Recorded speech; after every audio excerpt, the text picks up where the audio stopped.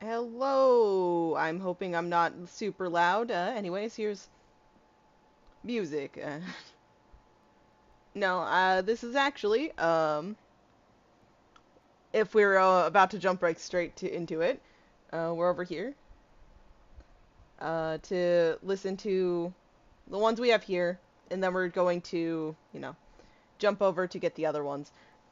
But we're gonna start here.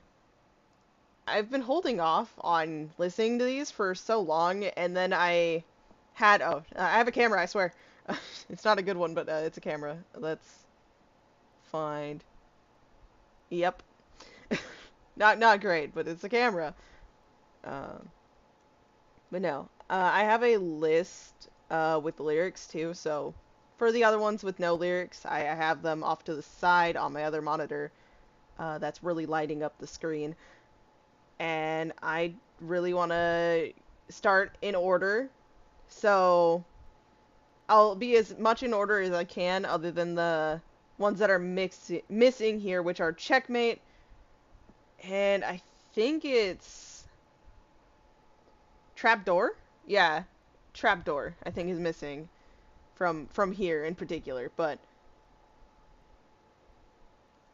I don't know. I'm conflicted. I really would like to appreciate the artwork along with these lyrics, but no, no. We'll do it the good old-fashioned way, which is all of them in order and off of them here. Oh, yes, we may get ads. Just, Genshin-y things. we just, we get those. But no, we're gonna start with Inside. Right? Yep. And, yeah, the good old intro song that we have actually... We've been able to hear the full version for a while now. It's luckily I've been holding off on it. I have not re-listened to it in a good hot minute. I'm really hoping audio's not ridiculously loud or ridiculously quiet. That's something I know happens here, is even myself sounds too quiet in the aftermath. So I will just hope that it's not that bad. And I'll be taking it in and then probably going through maybe to pay attention to lyrics and comment here and there.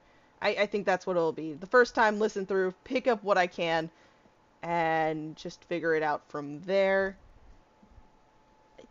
Yeah, I think it's all good. I didn't set up a second glance for me to really get a better look at this, but we're here. But okay, Inside. In 3, 2, 1, now.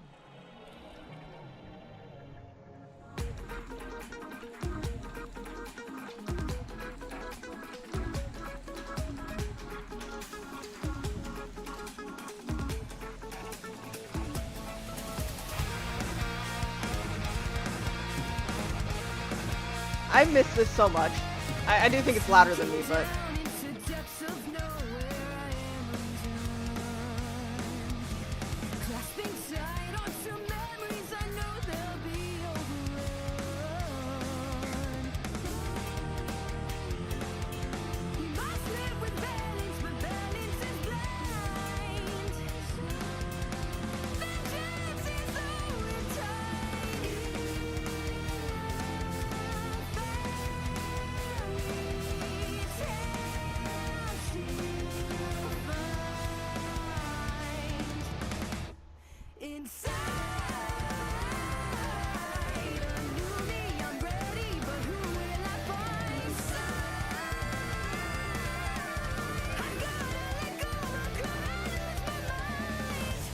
I'm doing my best so hard not to just fucking, like, go with it.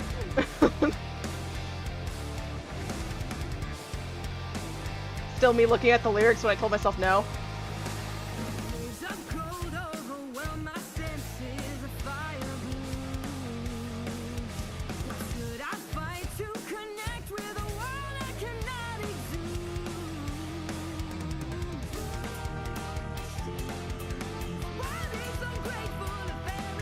Volume 7 call out, right?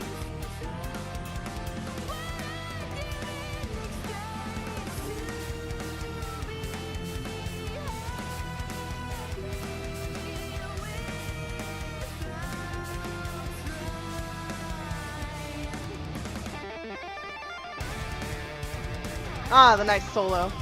Always gotta have it. There we go. This part, coming up.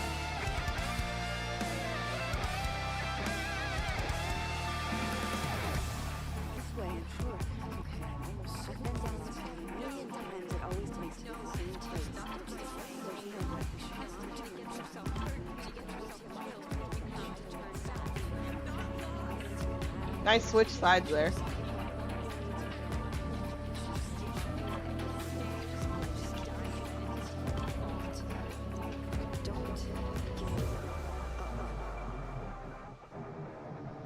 Okay, okay.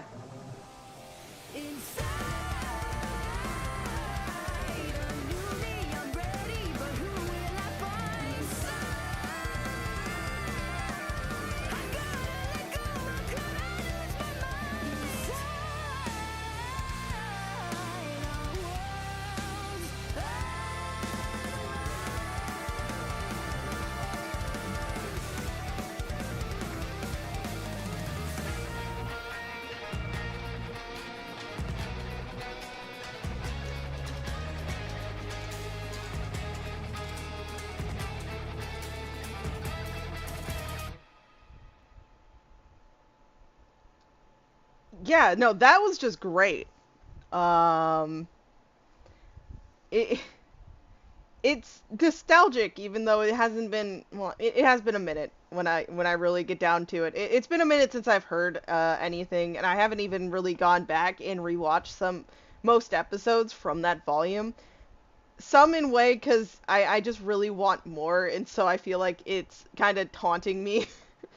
And then other bits just because it was a very heavy emotional volume that I don't know if I'm really prepared for in any way. But what I was going to do is just check on shit, but no, I'm gonna live with it as is. I think it's already a little bit audio wise louder than my last attempt at this. If you want to check that out, it is for a completely different series, but it's for the Honkai concert on my second channel. I am sorry, I am just throwing that in there. But yeah, I'm gonna have this go through one more time. I think a little quieter, but with the lyrics up to the side, so I can really pause if I want to focus on something. And I think that's what I'm gonna do here. So, got my lyrics completely up here, and then we're going to. I wonder here actually. Yeah, here they all are, but I got the lyrics up, and we're gonna go through. I don't know how much more quiet it's going to be, but I want to be able to speak over it, is all I'm saying. Good, good, good. Yeah, it's a great deal quieter. Perfect.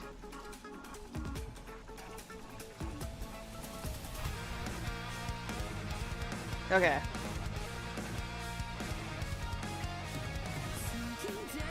I didn't realize looking at lyrics were gonna make me want to sing them more.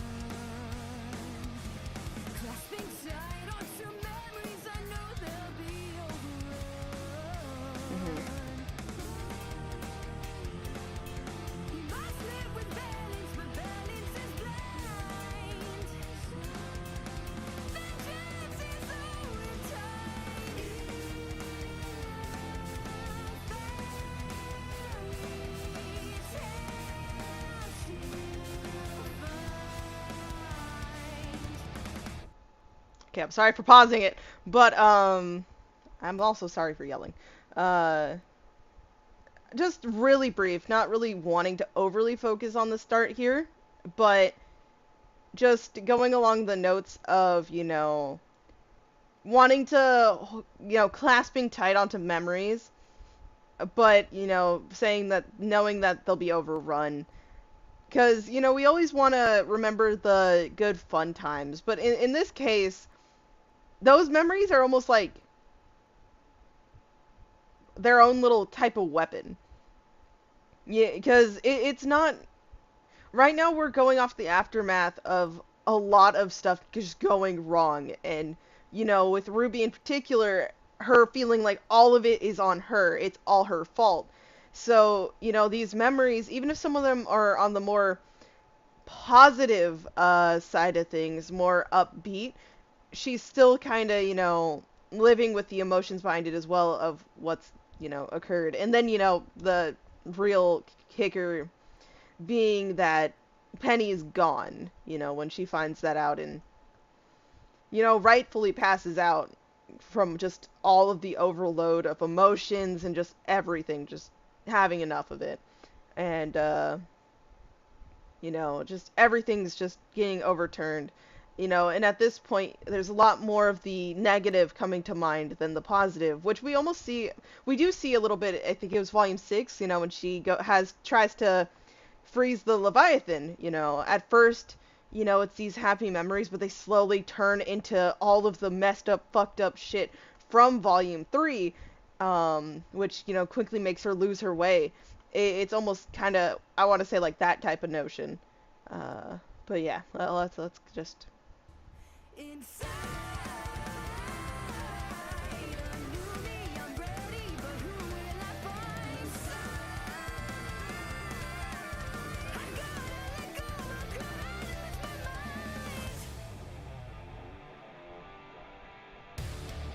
Having to let go too.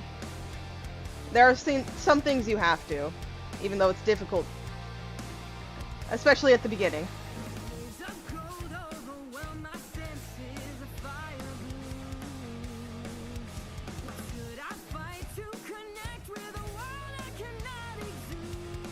Zoom.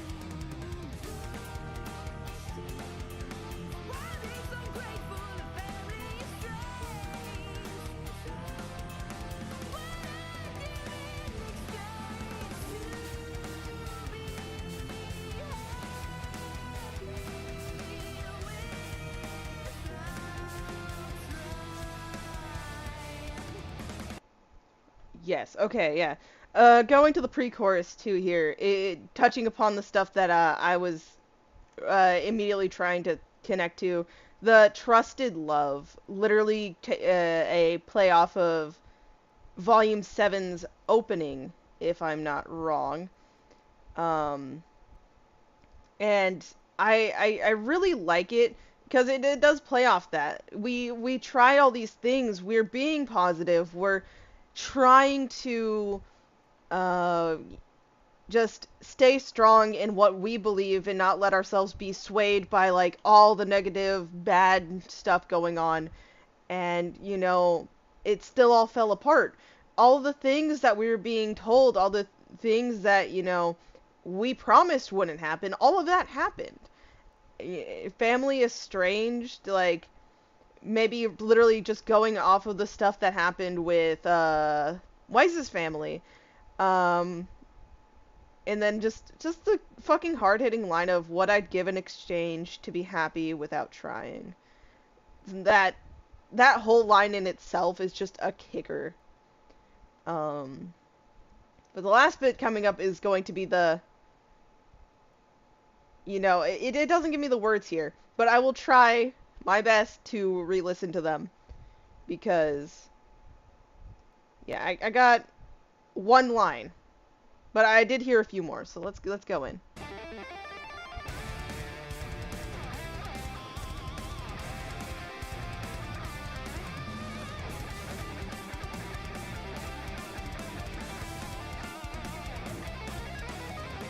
At the end, just literally for this bit coming up, I'll probably pull up the lyric video.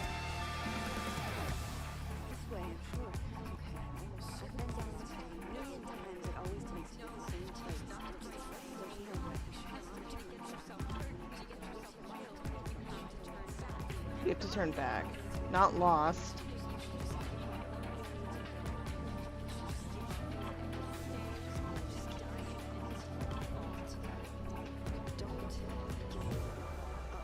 Don't give up.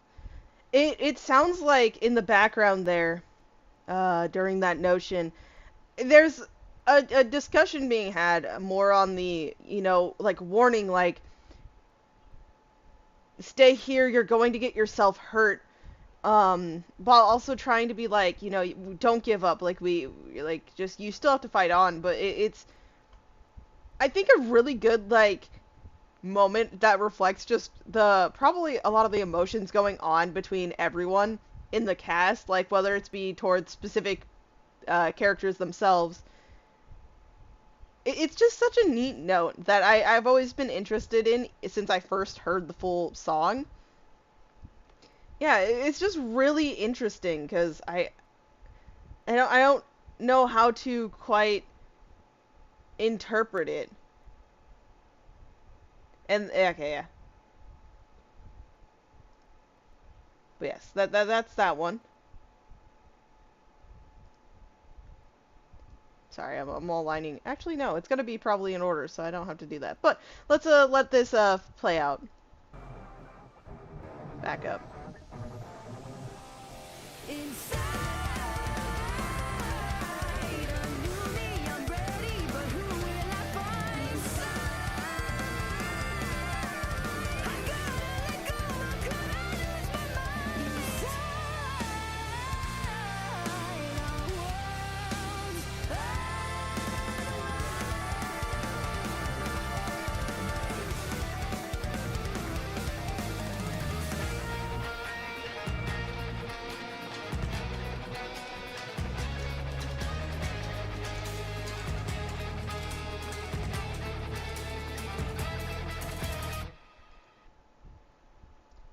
Yes, again though, I love that opening. I think it was volume 8. Yeah, it was literally last volume.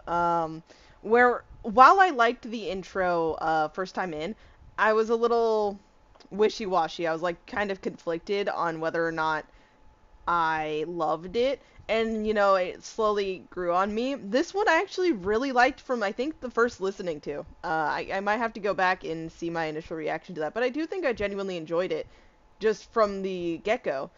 And, you know, I didn't realize how well it would set up what was going to be happening during that very short period of time. But, yeah, I think it's really good. And then our worlds unwind. Just it could reference, you know, to the whole storybook world itself, connected to Remnant, like in the story and of itself, because, you know, we learned that the brothers were basically born there technically, and then they were later sent out to go and, you know, try creating their own thing, and, you know, that's slowly how Remnant came to be. So there's that. Nice bombshell too, right at the end, to really like drag us in and make us want more too. But yeah, I think that was really good. But the next song is Checkmate, and yeah, I'm ready for this. If you guys are, we only heard a little bit of this song, but I'm positive. I hope I don't get this wrong. I'm positive it's from chapter 3. During the board game with us and the prince. Meet your next pillow. Meet your next pillow. That is next. Just do that. But, yes.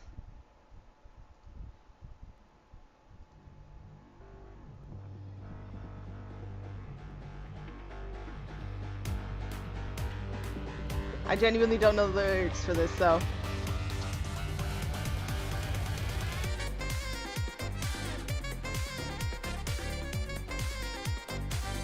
I only remember the bits of music here.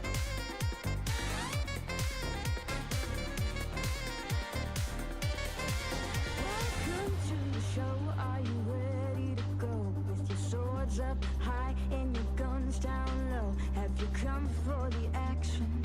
Come for the sport. There's a million ways to spill blood in the court. It's a free for all. It's a dog eat dog. Don't be surprised if when you die you're met with rigorous applause. Wanna win? You got a chance. All you gotta do is dance. I'll move your feet and move them fast. Who knows how long your limbs will last? Okay, I'm loving this. Yeah.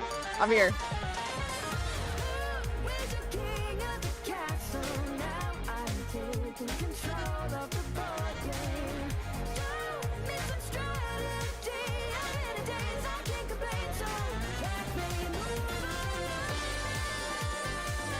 think that's all we got to hear, I think, actually. So.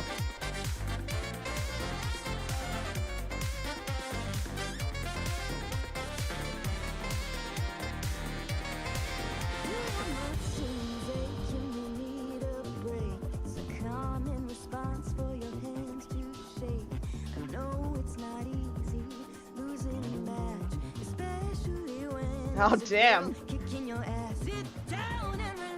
Oh, listen to Casey just go.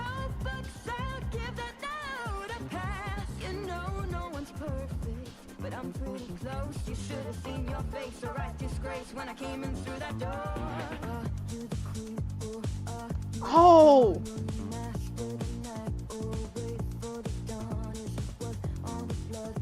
I fucking love this. Oh my god.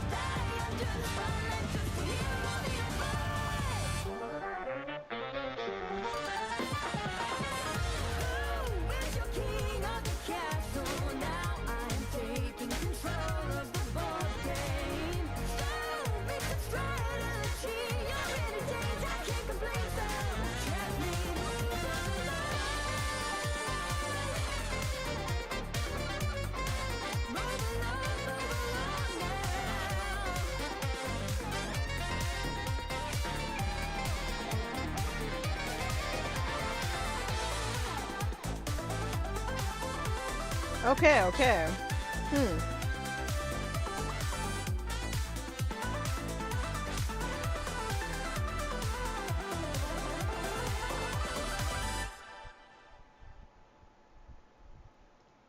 Okay, no. That was just straight up fucking amazing. I also lost all pretenses. I swear I told you guys I was gonna pay attention to just listening, then read the lyrics along, and I did the exact opposite. But how could I not? That was just amazing. Like,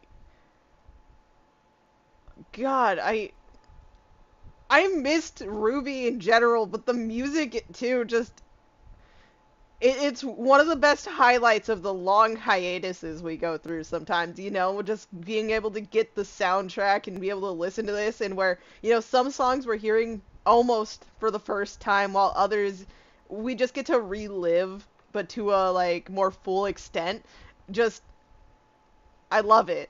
I'm like super happy. I'm making myself cry. Why am I being over emotional? uh, Yeah, reminds me why I don't do this on a regular basis, okay?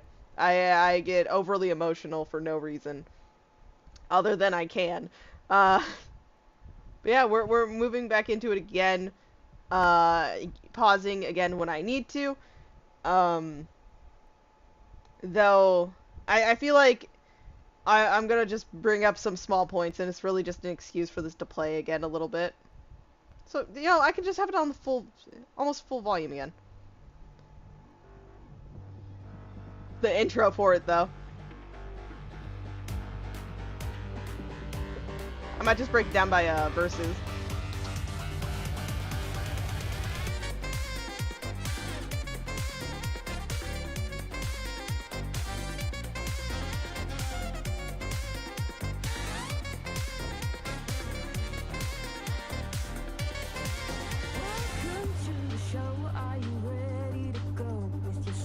Up high and your guns down low. Have you come for the action?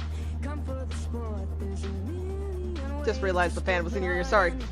It's a free for all. It's a dog eat dog. Don't be surprised if when you die you're met with rigorous applause. Wanna win? You got a chance. All you gotta do is dance. I'll move your feet and move them fast. Who knows how long your limbs will last?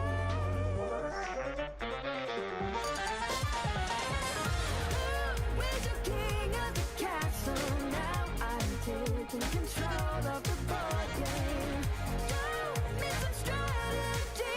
I'm in a daze, I can't complain.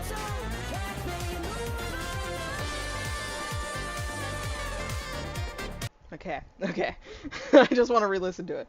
But no, this whole questioning here throughout the whole thing though is uh who is your king of the castle? And then I'm just gonna really briefly skip ahead um to the bridge here where it says, "Are you the queen or are you the pawn?" Like this whole dynamic here, just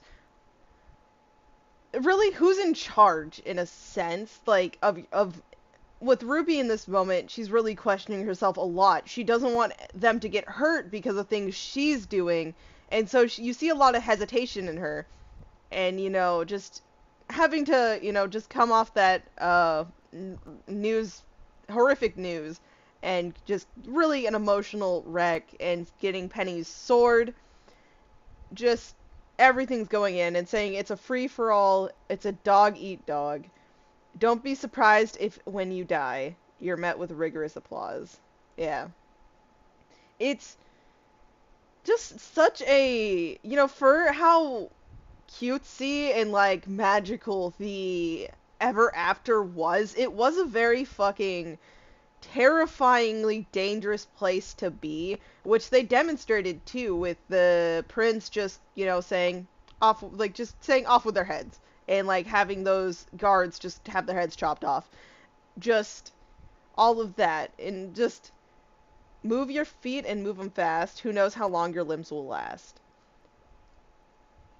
Just their energy level, by the way, for mainly Ruby, but you do see it with them at varying different points early in. Just the varying paces they're able to keep up because, they're going through so much. Like, here's Weiss. She's effectively lost her home. And, she doesn't know where her family are right now either. And it's just a big what if, and just them keep moving on, but just no real hope. No, like, how are we going to get back? How are we going to make it? They just have this one thing spurring them on.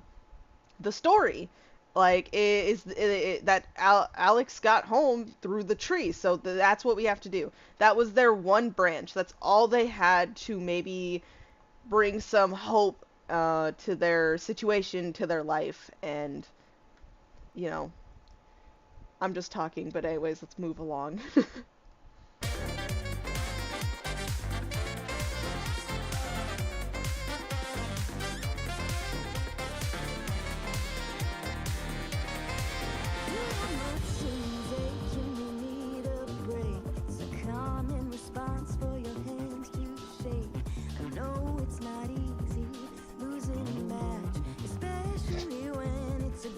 Kicking your ass. Sit down and relax, 'cause I'm the teacher, you're the class. You know, That's Yang right there. you know no one's perfect, but I'm pretty close. You should have seen your face, a right disgrace when I came in through that door. Are you the queen or are you the pawn? Will you master the night or wait for the dawn? Is it worth all the blood and the damage done? Will you die under the spotlight just to hear all the applause?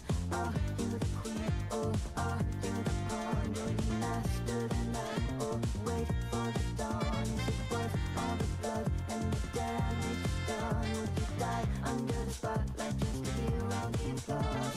Are you the queen or are you the pawn? Will you master the night or wait for the dawn? Is it worth all the blood and the damage done? Will you die under the spotlight just to hear all the applause? Okay. Okay. Now, I'm trying to look at this more. Not all songs are gonna be like this. There are some songs genuinely just thrown in. I'm mainly talking about for, I think it was Volume 8. It was during their election party. That one. But here, it's also when I'm referencing it, but not really saying it much. Just also going back to the prince himself too. Initially, just how attention hungry he is too. But in this part in particular, because the repeating phrase of "Are you the queen or are you the pawn?" Will you master the night or wait for the dawn? Is it worth all the blood and the damage done? Would you die under the spotlight just to hear all the applause? like,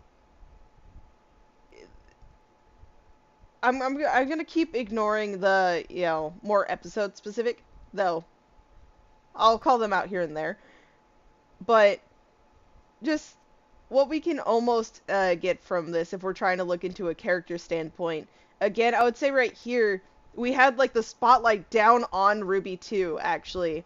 I think leading off to the build up for this to kick into the episode. Just, is it worth everything that's happened? Is it worth like all the blood shed, all of just the damage? Is it really worth it to keep, moving to make all these decisions, this and that? And also, I think this is just low-key one of my favorite parts of the song. Um, I do personally believe in that. That is really cool, and I do enjoy it a lot. But yeah, I don't know. I'm gonna maybe go back just talking at the very end to maybe give a summary better. We'll see, we'll see. But let's let it finish off, and then we'll be moving on.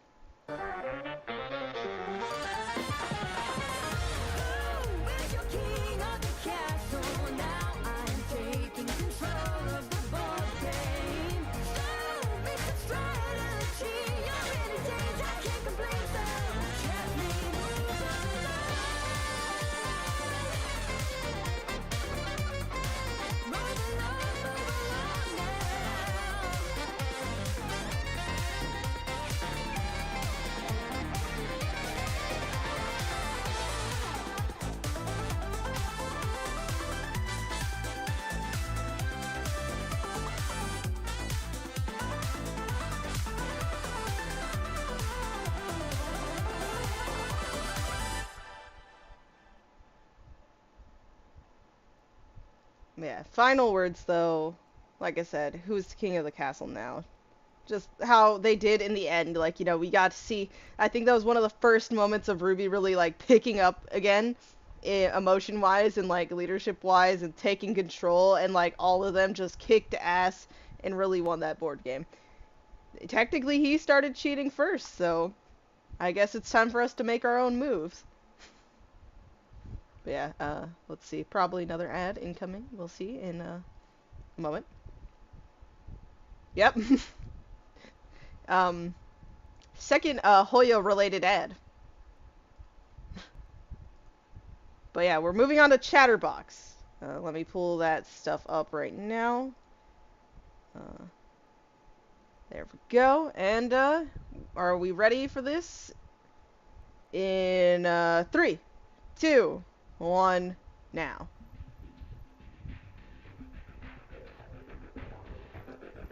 Oh, was this... Wait. I know that... I'm sorry for the interruption. Did this play... Yeah, it played during the... Jabberwocker,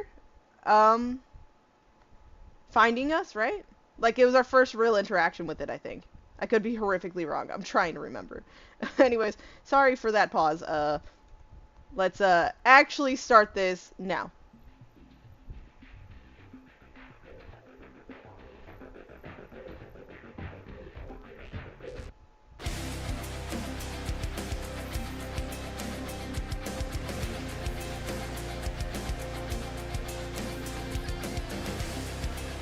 Such a cool opening.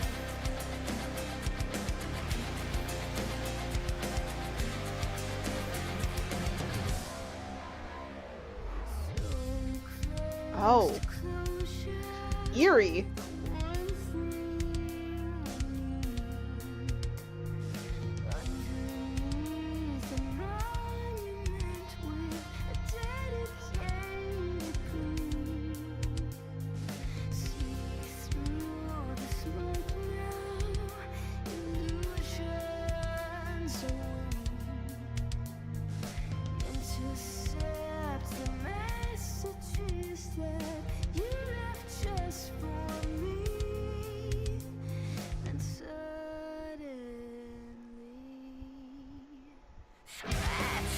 Yep.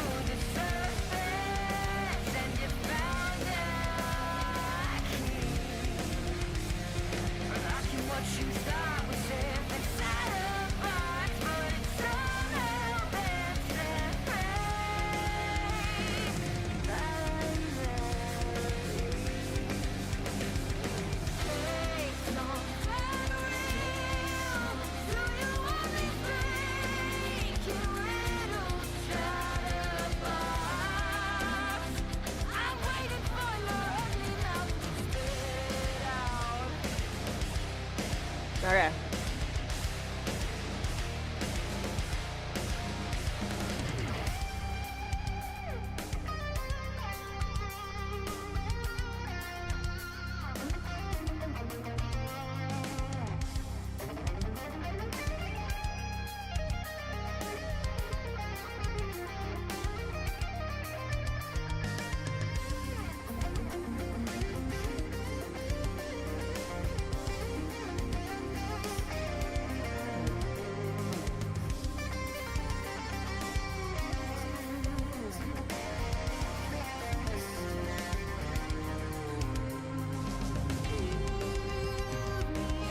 Oh.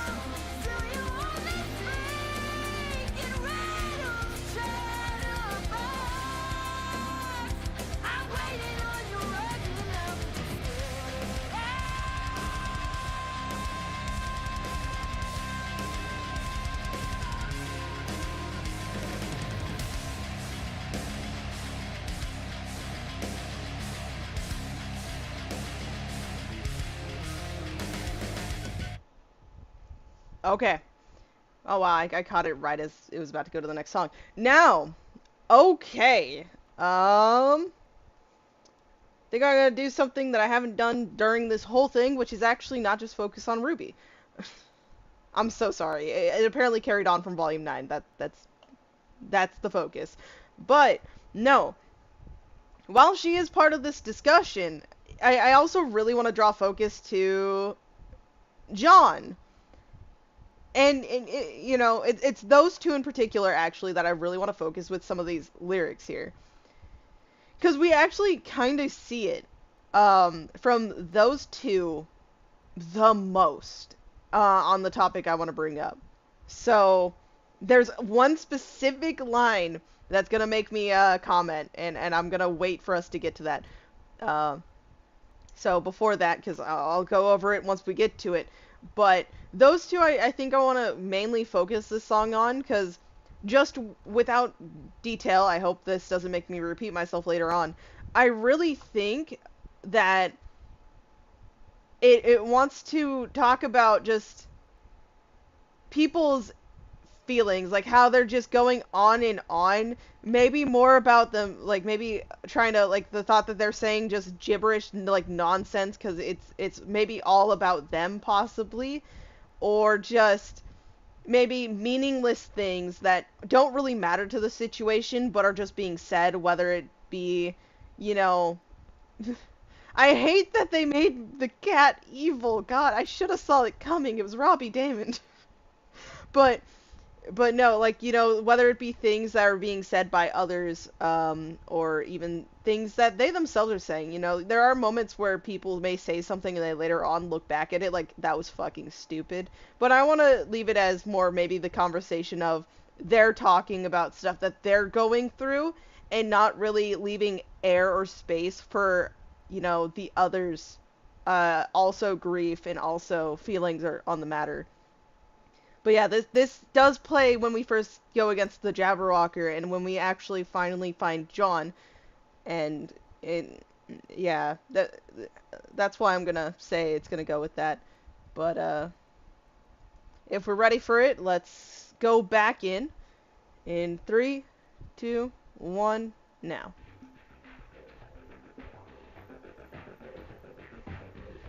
But yeah, no, it's just all in all a good song.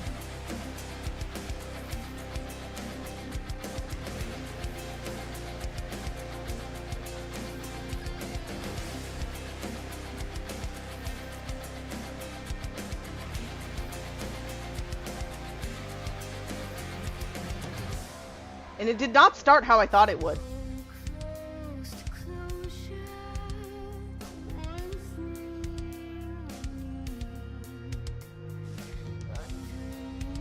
thing underneath a monument with a dedicated plea.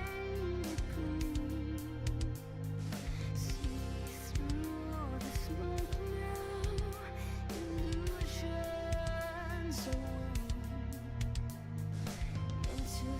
intercept the messages that you left just for me.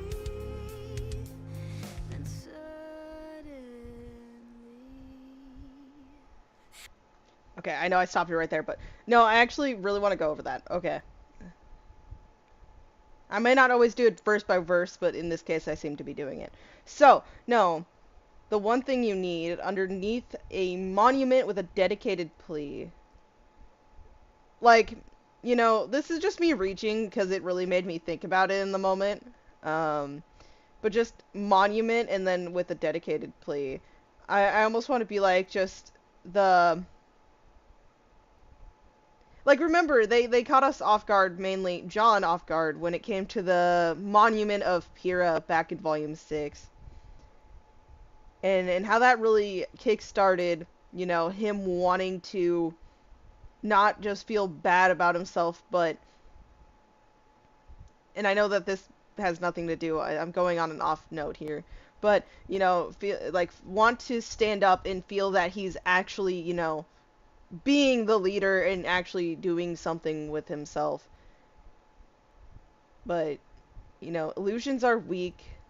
Intercept the messages that you left just for me.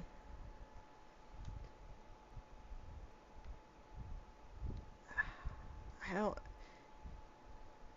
There's so much I want to try saying from this, but am really failing at it.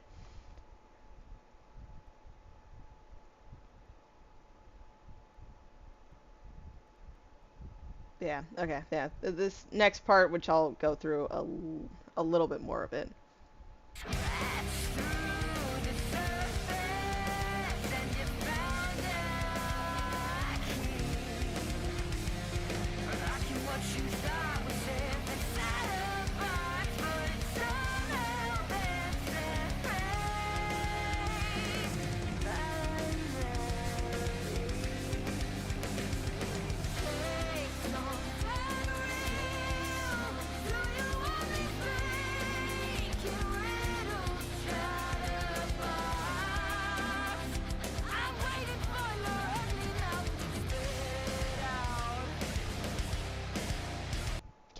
Here. Scratch through the surface, and you found a key. Unlocking what you thought was safe inside a box, but it's somehow been set free, finally. Now, like, that could be, you know, whether it be memories, or in this case, it could possibly be emotions that you thought you had set aside, you would lock them on, like, tight, like nothing would ever... you know, be able to break through that. They would always stay nice and shut. And they've actually been let out. They've been set free. And, you know, it's not always a bad thing to have that stuff actually air out and be out there. But there's always a time and a place, and if you've had them locked up that much, it can be pretty explosive too. Is always something you have to think about and consider. But say something real. Do you only speak in riddles, Chatterbox? I'm waiting for your ugly mouth to just spit it out. Like, not getting to the direct point, maybe, just always feeling like, you know, things are being said to you, but very indirect, where you have to really think it out, figure it out, when you just want something said to you just straight up. You just want the truth. You just want whatever is supposed to be said. And you're just getting tired of it. Just sick and tired of it. But okay. The interesting part. Yeah.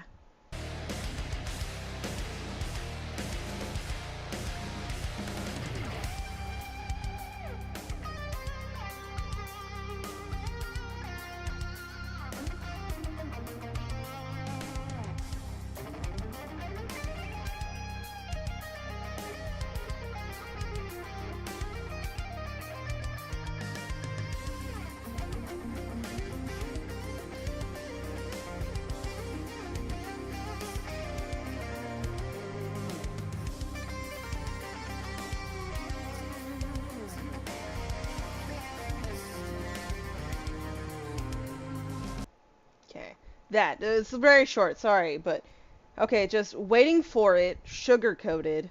All you need is here. Come and find what redefines you. Make it crystal clear. Um, the things I wanted to, it could also briefly go back to just the do you only speak in riddles line too is also the notion that what's being said could just be sugar coated. Uh, but going all you need is here. So, kind of tempting, like bringing in like if you come here, you'll find what like you'll be able to find what redefines you, and yourself will be crystal clear. I don't know. I had a better point, but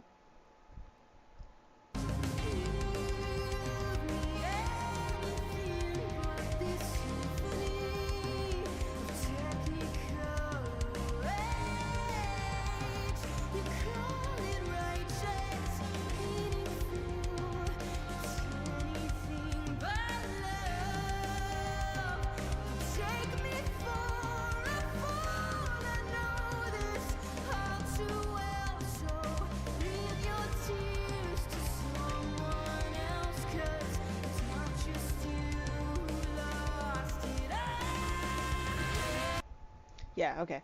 I could let it play out, but no, that line. Leave your tears to someone else, cuz it's not just you who lost it all. That's the line where I want to say that it really feels like you could also consider this coming from John in a sense, cuz when Ruby gets really upset in later episodes before she runs off and gets kidnapped by Neo, effectively, okay? She got lured into a house and then I don't want to think about it, but it's she's having it's understandable for her to be really focusing on herself cuz not she is, having a bit of a self pity party, but it's also cuz she fucking in this moment genuinely hates herself. She is putting all of the failures and the weight of those failures on herself, and that's why she's spewing this. She's getting upset too because when you're hurt, it's not rational, but you're seeing Blake and Yang, they're figuring themselves out. They're resolving things that were kind of going on in the background all this time, and you see them actually be happy, where she physically in this moment just can't feel happy. She's just down and just hard on herself, and so there's anger there. It's not justifiable, but it's understandable. You get why that would happen, and when she runs away, you see it too. She regrets ever doing that. She does not like that she had that outburst, and there's just so much emotion there. But when John's seeing that she's just being all down in the mud too, and like they get into their fight, he's also going, it's not just you, like, cause he lost Pyrrha like right in front of him. That was his first biggest loss, and then right now we have the situation where Nora was pretty hurt too, and then their plan goes south. He's by himself, nothing's going right, and he was betrayed by the people he was helping and working with too at that time. He's gone through so much for so long too, and here Ruby is just clearly down in the dumps, and it just did not help. He was not having that. Let's finish up.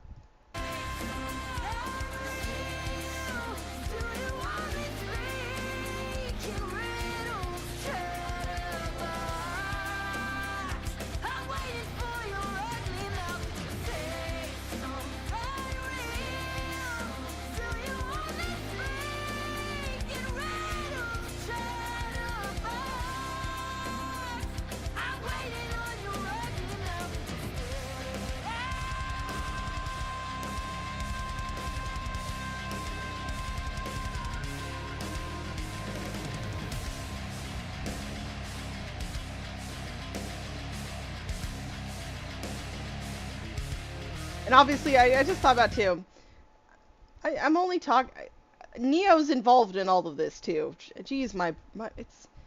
I know. I think this song might actually be it too. hang on, let me also just go and revise this in a version where Neo would make sense too. You know, since it's over.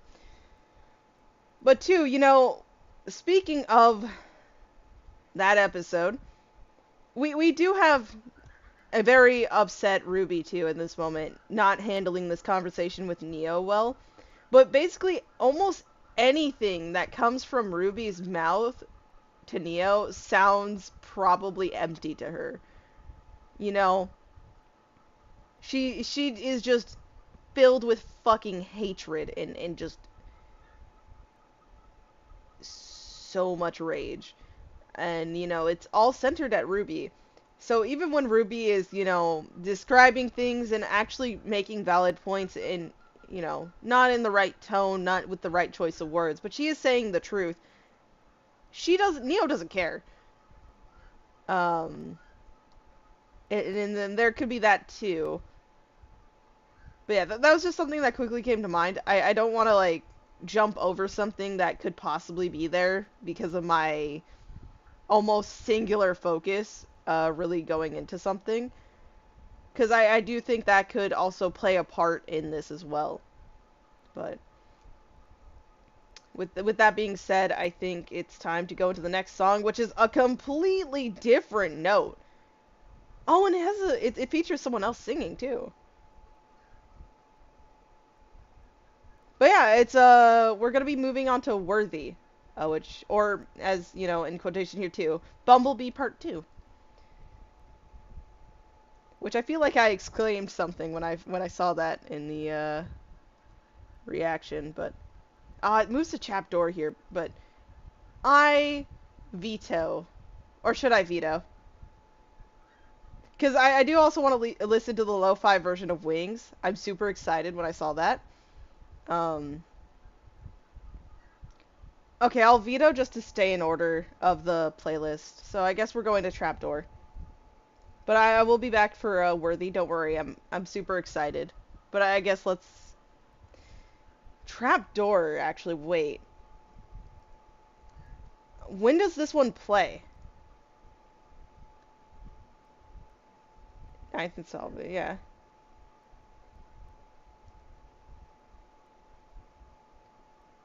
I'll probably remember once it starts.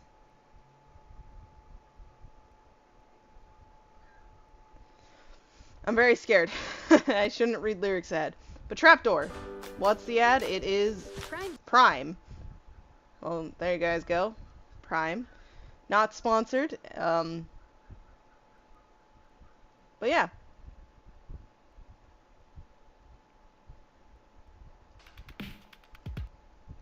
Let's get started with Trapdoor. In 3, 2, 1, now.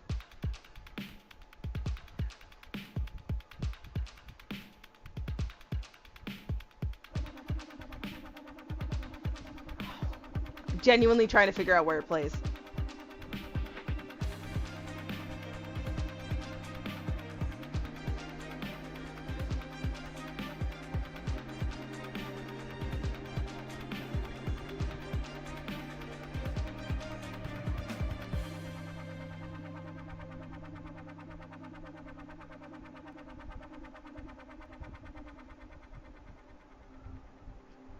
I hate how my mind's not letting me remember.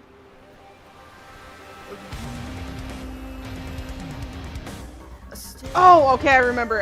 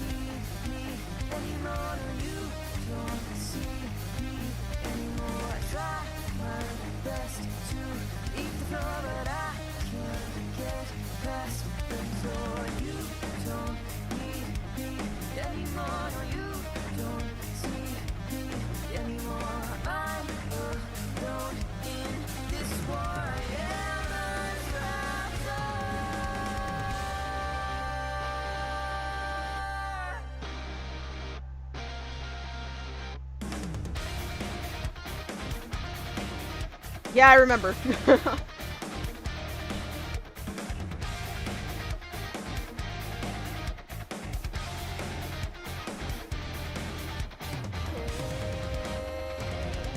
keeps invading.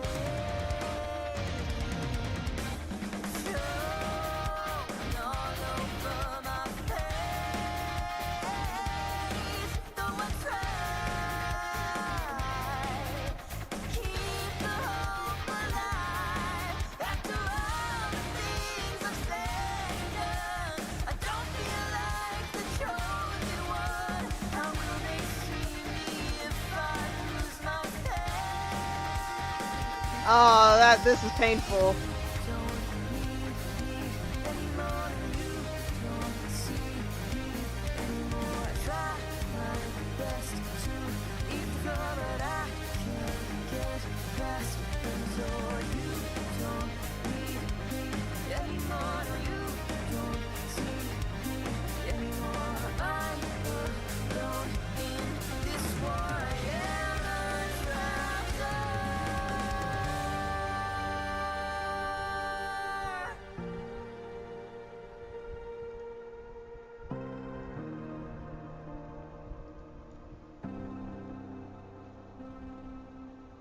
Watch it all unfold as I cascade below.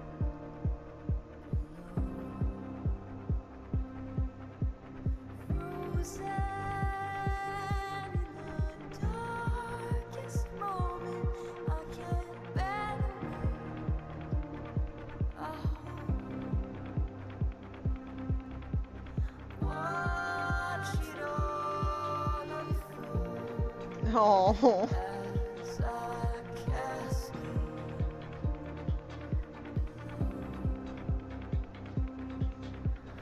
Frozen in the darkest moment, I can't bear the weight I hold.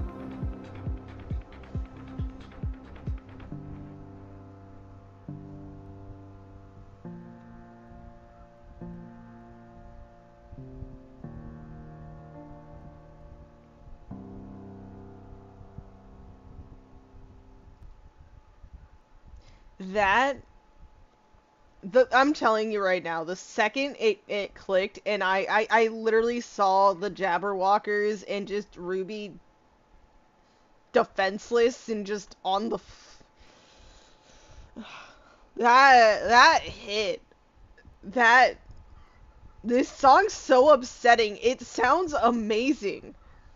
I don't know what's been my favorite so far, but I want to say this is a little bit higher on the list for me. I just love it, but it hurts. It's very confusing to love it when it makes me want to cry, but it just does, you know. Um, okay, I I want to just purely re-listen to it again without me talking over it, for any means, but don't unpause. I accidentally hit it to trigger it, but okay. Let's genuinely just go through the song lyrics in a moment, then just listen to it without all the pausing, because I feel like my emotions were screeching and I just had to shout sometimes. And I genuinely mean that. I think I need to kind of step down on that. But I also egged something out while I was there, so let me just, yeah, there we go. It's right back up, we're good. But I didn't put a chat screen for you guys, I'm sorry. It's okay. We're not missing much, so we're good. But, yes, so a beat, a step is all you need to walk away. It is all you need to fight the urge and stay. Like, this is really going through what's about to send us to Ruby's lowest and darkest moments, where it says so numerous times at the end there, she can't bear all the weight, like all the, yeah, I can't bear the weight I hold. Just, she's putting it on herself, and she doesn't, want to show anyone what she's going through because she's scared that, of what they'll think, what they'll feel when they see their, you know, super hope-filled, joy-filled leader who's always led them through things feel defeated, just feel so down and helpless. She doesn't want to show them that, even though she should, even though it would really help her in the long run, because she's just, carrying way too much. Anyone would go fucking crazy and just mad with all that she's going through. And she doesn't feel like she has the right or that she should physically go and show that to everyone. Show them that she's going through that's what she's feeling. She doesn't feel like she's worthy of it. She doesn't want to, like, bother them. And it's just so upsetting, like, watching that too. Going through, knowing that while part of it is just, stubbornness, she doesn't, and just, the emotions, so she doesn't speak to anyone properly, she doesn't want to speak about her emotions. It's a natural thing, too, when you've always been kind of the, strong one, or the one that gets looked towards for, they're more, maybe, in RWBY's case, genuine, like, positive, hopeful outlook. To, when they're genuinely feeling absolutely down, they don't want to show it. It becomes really hard to do that, especially if it's how they've been their whole life, not really sharing when they've been upset or what has hurt them in a certain way. Just all that difficult stuff. And this song is literally just like, yeah, I'm literally right here. The pain, it keeps invading. It's showing all over my face. Though I try to keep the hope alive, after all the things I've said and done, I don't feel like the chosen one. How will they see me if I lose my faith? And then just going on to the, you don't need me anymore. No, you don't see me anymore. I try my best to leave the floor, but I can't get past the door. And then it repeats again to, you don't need me anymore. No, you don't see me anymore. I'm alone in this war. I'm a trapdoor. Just that overwhelming sense of responsibility crushing down on her, making her feel like she has to handle everything on her own. And if she's not feeling it, if she's not doing her best, she feels like she's failed fucking everybody, and that it's just not going to work out. She's just gone. And that just sucks to have that overwhelming sense of, like, just dread, thinking you've failed everyone, and if they see even an inch of what you're feeling, that it could lead to them, like, maybe, in a sense, like, what if they just left her or something? Like, you know how when you're in a very bad place, you don't think very logically, you just think, your mind just fills your head with a bunch of negative things that, in some cases, literally never would happen, but it's just there. That's just where your headspace is. And, RWBY was a lot of that throughout it. Watch it all unfold as I cascade below, frozen in the darkest moment. I can't bear the weight I hold. And then watch it unfold. Watch me fold. As I cascade below, frozen in the darkest moment. I can't bear the weight I hold. Just genuinely, finally, after all of this time, since the fall of Beacon, she's just finally crushing. Like, she's finally just crushed by it.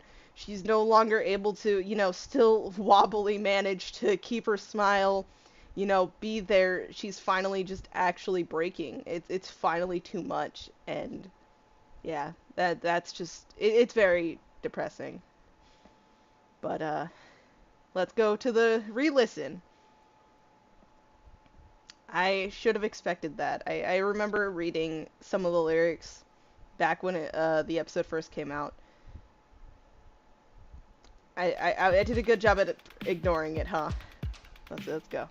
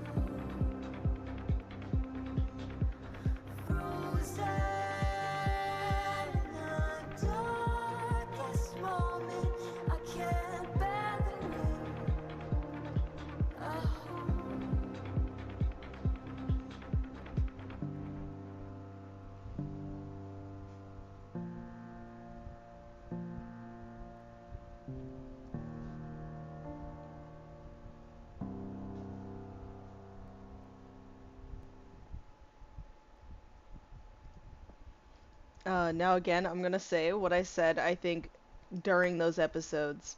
A lot of the times when it seemed like she felt like no one needed her, or that she was really just gonna, like, she was really just not helpful.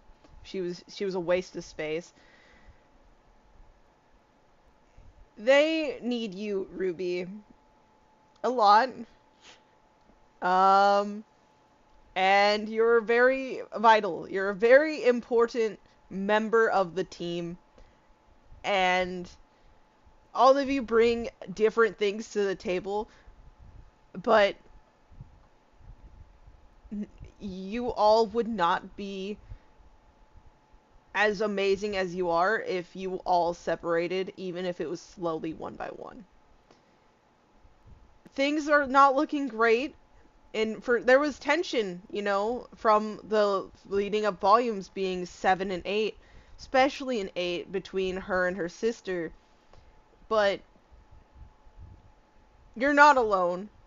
It feels like it now, but you're fucking not. And this art's slowly getting to me too, because it's really bringing the emotions back from the episodes. I don't want to cry. Can I not?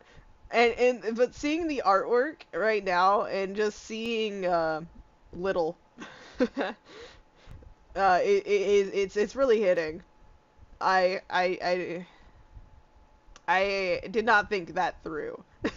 I know that the artwork on the lyric videos probably would hit me harder, because I did briefly see their thumbnail, but it's just something about this in itself. And I do think more and more that Chatterbox could be more from a Neo standpoint, but I'm just saying it really fits, like certain lines really fit multiple people, which I think is really great in songs. That, while there could be one main interpreted purpose, you can still maybe pull different thought processes from the lyrics alone. But I'm so excited for Guide My Way. Would it be rude if I leave that for last? Like actually go for like The Edge. I know The Edge is the last song, but I was really so happy and excited when I saw that. So I think I'm gonna leave that for last. I'm sorry, but it's the song I'm most excited for, so I really want to do that. But that means we're going into Wings, the lo-fi version. I haven't listened to Wings in a minute. I've always enjoyed it, but, I've been listening to other things since then. And yeah, what ad awaits us? No, none. But yeah, I'm gonna pull up the lyrics anyways, even though I do think I remember them pretty well. But anyways, with that being said, let's get started with Wings in 3, 2, 1, now. Super excited. I might need it. This is the one song I might need to turn up, but I don't know. We'll see. Nope, we're good.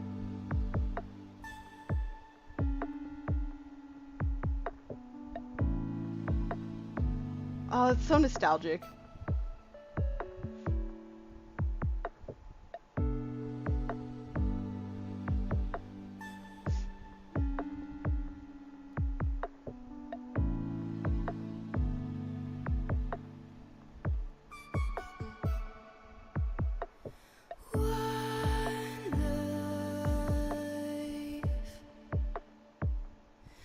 It's not a long time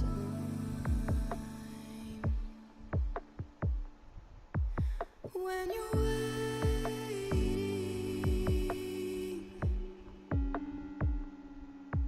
for a small sign.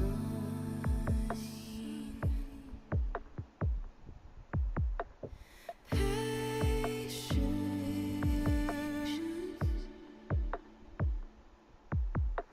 is hard to find.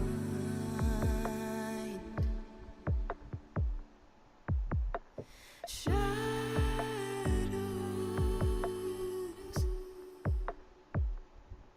seem to fill your life.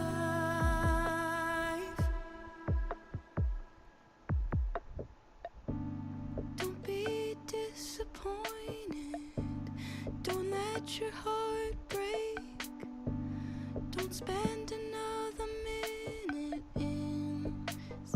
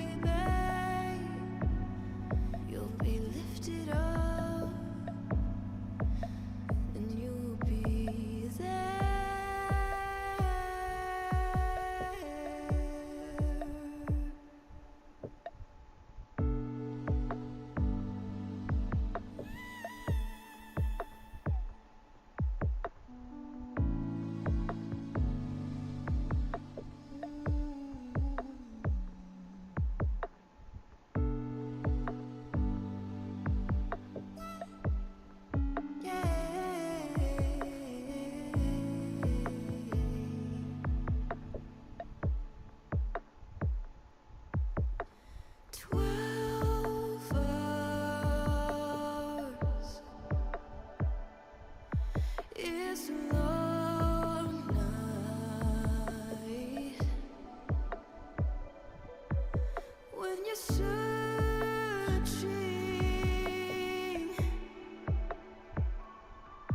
with no hope inside.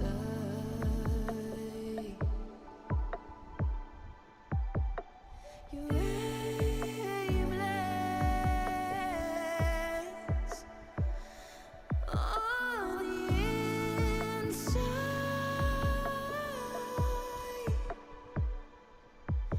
and the damage, oh, the damage makes you want to hide from everyone. I know that it seems pointless. I know that it feels fake. I know you can't stand the thought of being straight. One more day.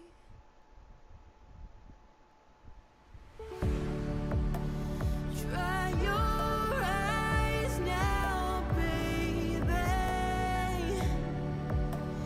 Broken wings won't hold you down. You'll take flight soon, baby.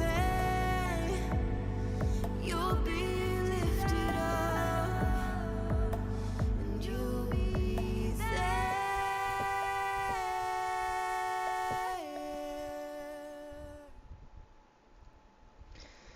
Whew.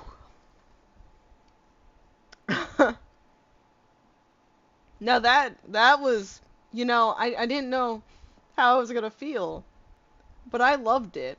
I actually did. That was really, really good. Um, that was just great. Um, I need tissue now. Luckily I have some. But I will just, reiterate that that was really nice. Okay? And that's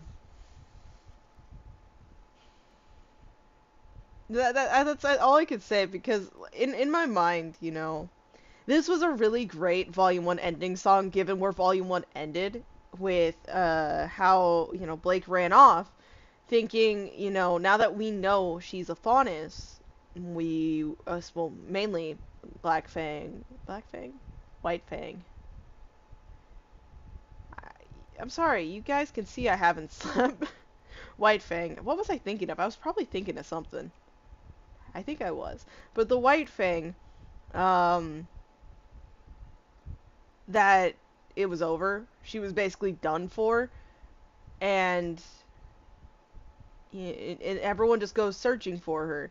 Yes, Weiss is on edge. She's not very invested in the search at this point, but Yang is talking with her and just really trying to point out, we need to hear her side of the story. She was our teammate, she was our friend, and just not wanting to subjugate her to just hate because we heard something without the full story. Like, we don't know everything. We should give her a chance, right?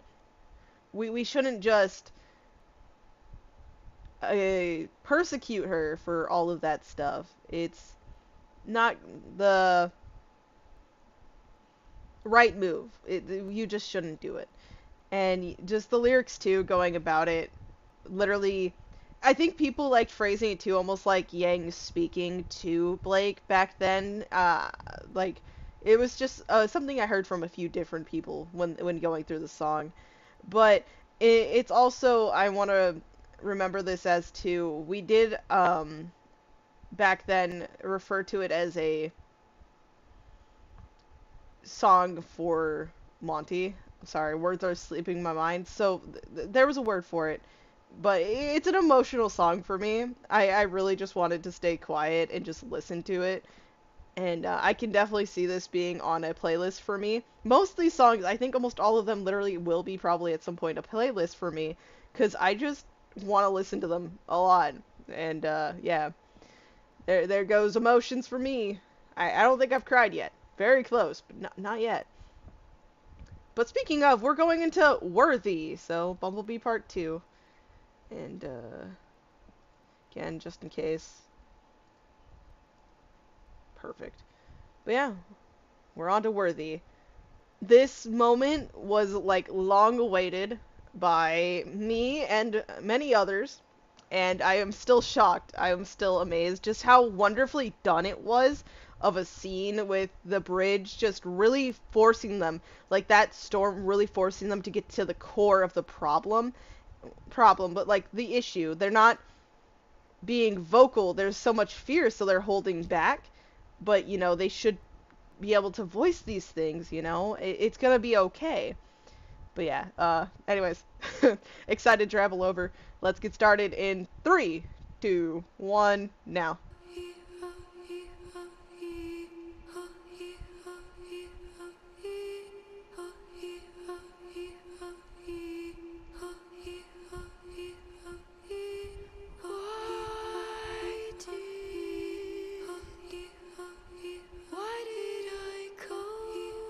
It's gonna probably pick up. I don't want to change audio. Was I always meant to take this shape?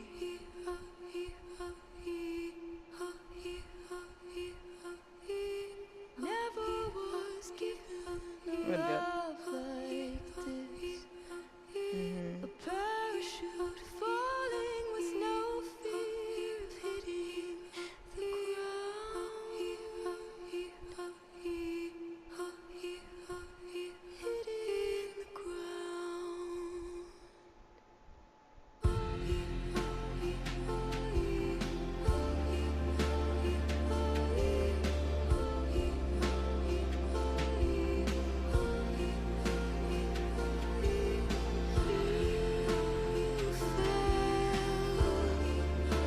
And suddenly I did too. While the world was dying, didn't know how to not lose you again. Hands down, heart wide. I've only ever known the fight, but I'll catch you this time. I'll never let you Oh. out of my sight. Unguarded, I surrender to a softer side. I loved you till the end of time. Kiss me, hold tight. I'll never let you out of my sight. I know, can't you see? That line.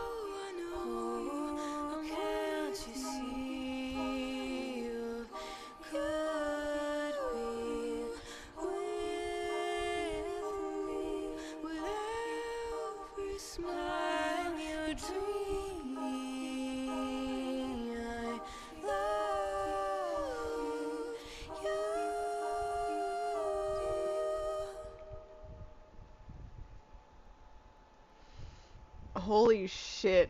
That was just precious. I'm sorry. I of all the songs that made me want to tear up, I don't know why, but listening to this, like it was doing something to me. I just wanted to bawl. I wanted to just sob, and I still do. Oh my god. That was I had no expectations for this song whatsoever. I just knew I loved what I heard from the episode, but this like just exceeded my apparently already there expectations because I just thought it was gonna be great, and then it just the words, why did was I always meant to take this shape, never was given a love like this, a parachute falling with no fear of hitting the ground, didn't know how to not lose you again, hands down, heart wide, I've only ever known the fight. Yeah.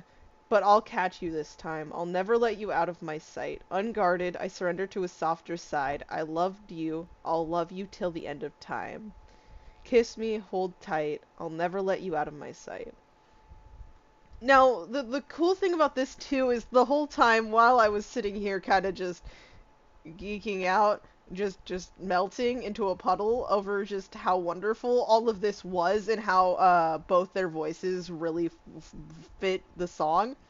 I also was like catching on to that too, is because I was like, who would this verse be for? Who would be singing this part in particular? And with this one verse here, though, with the line of unguarded, I surrender to a softer side. While initially my mind would like on unguarded, and like I would think Blake, but I feel like that's both of them. Both of them have a lot more guard up than well in Yang's case you would believe initially. With Blake, we that's initially how we know her, kinda just very guarded. You know, she's hard to make open up, even though she actually did grow a little softer towards the whole group really quick if you think about it back in the early days of Beacon. But while Yang's just super social out there, so you wouldn't think of her as guarded. But when it comes to the emotions like love and all of that, like back up here, let's see, can I find this?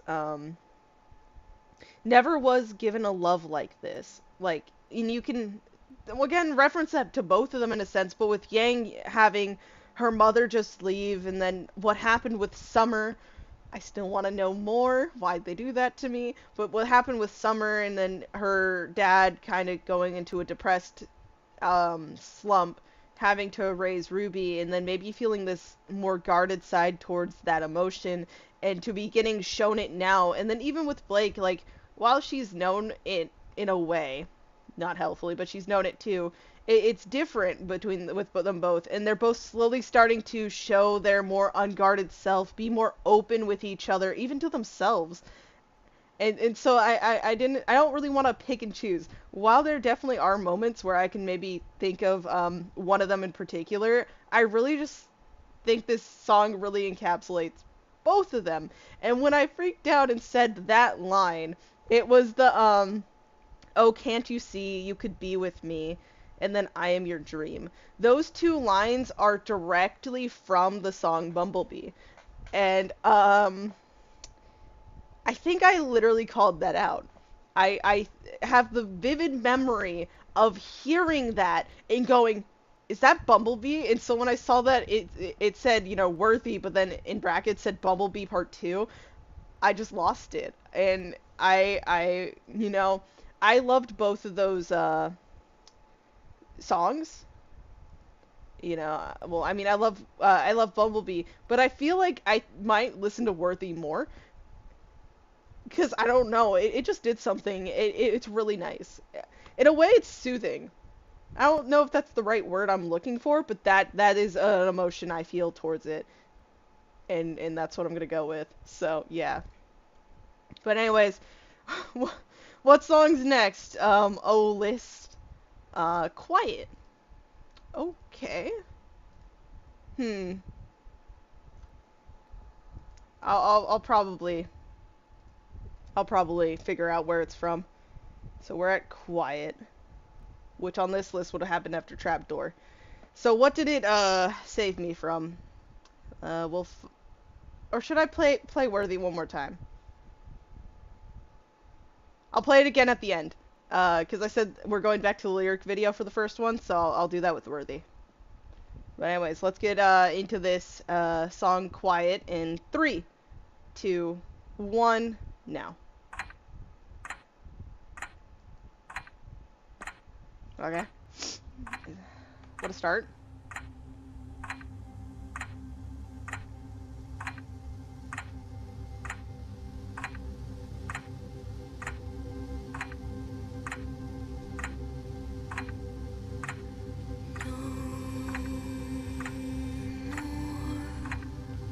Ooh.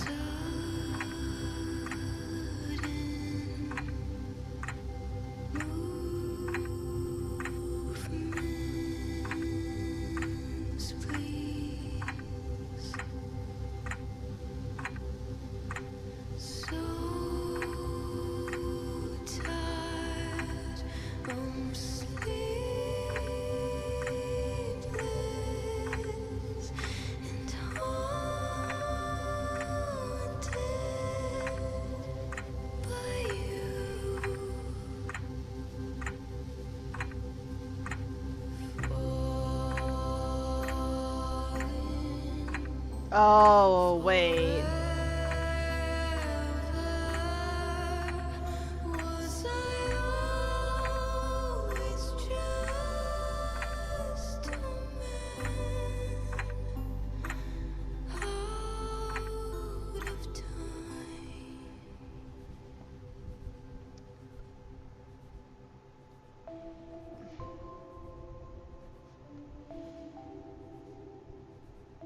Really? Right after Worthy?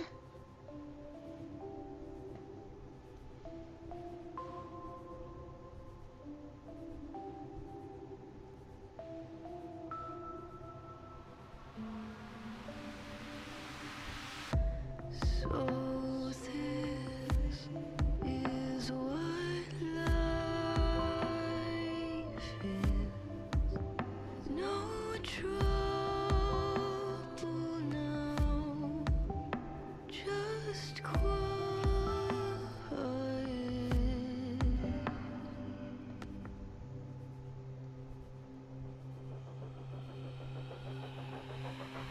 Never knew what patience was till its face stared me down.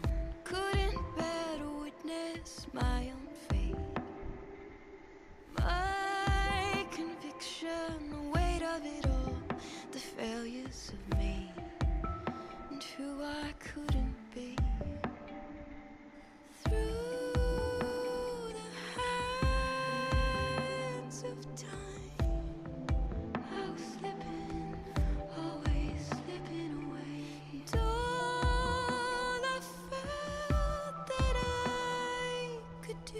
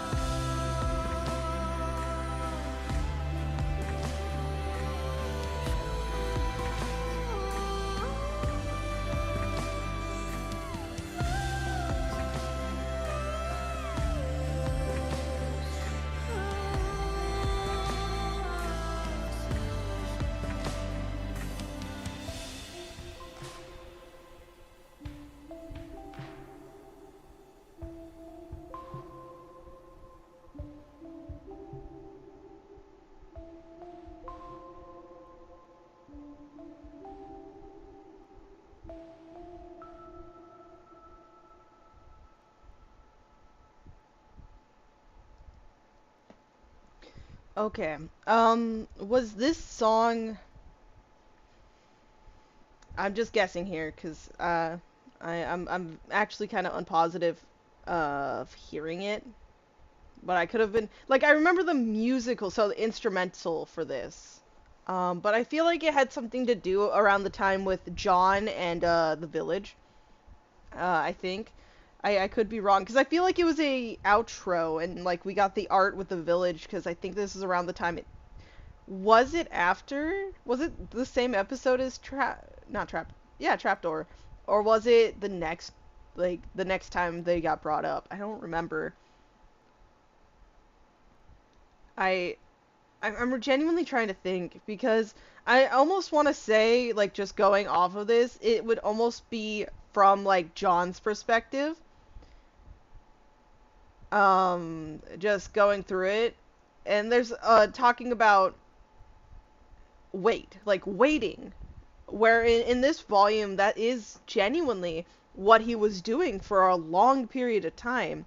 He just had to sit and wait, and then he found his like bit of purpose in helping the paper people, even if the paper people wanted to move on from that stage of their life. But he was taking it as a mission to make sure they stayed alive, they stayed well, and they stayed there. But, just that was his place, that was his routine every day by day. Not really hearing any more news, occasionally going out, maybe trying to find a way, but all in all, just waiting. My own fate, my conviction, the weight of it all, the failures of me and who I couldn't be through the hands of time slipping away. Just, how he overall feels like he was failing too. Like I said, both him and Ruby had that argument because with both of them, they both are taking on the weights of failures in their own way. They were both leaders in this case.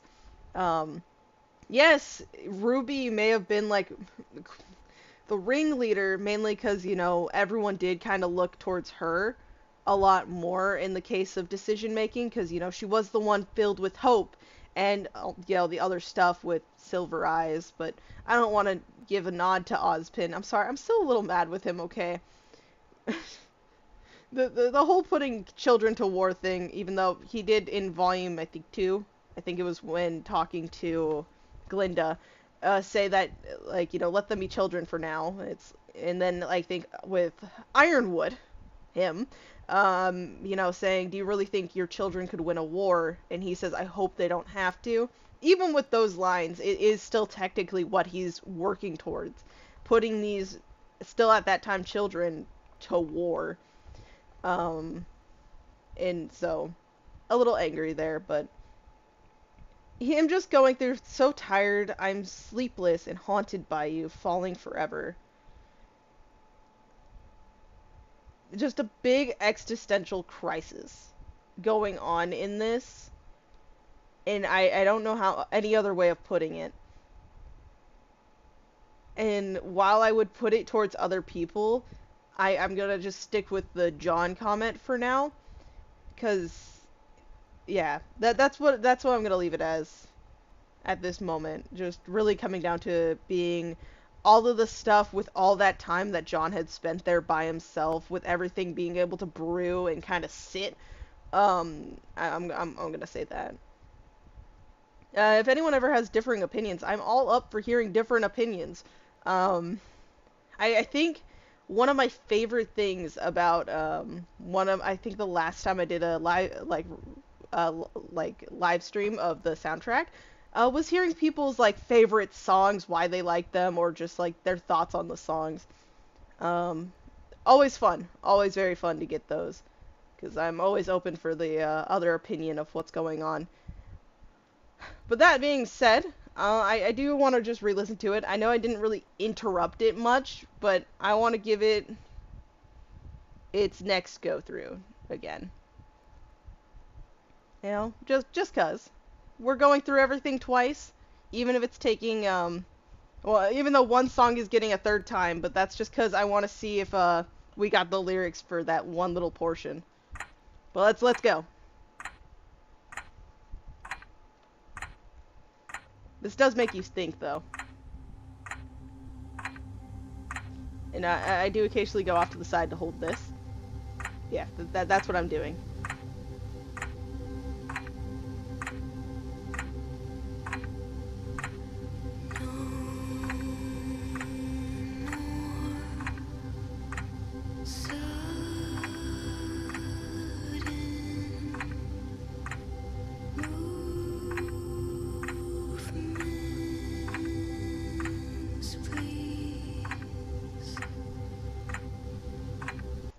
Okay, here. This is the pause here. Just no more sudden movements, please. Just that. It's like just being tired of the unexpected. Also, kind of maybe just having things planned out, and then there's just a sudden like um throw like in the plan or in what's going on, which could be related to how things seem to be going to plan. This has happened to John twice now, both in Volume 6 and this. I guess probably happened in 8 technically too, but well, that's what I'm referring to. And in 8, where things seem to be going good, and then one thing would just fuck it over. So not wanting anything sudden, coming out of nowhere anymore. Yeah, okay. Back to playing. So tired, I'm sleepless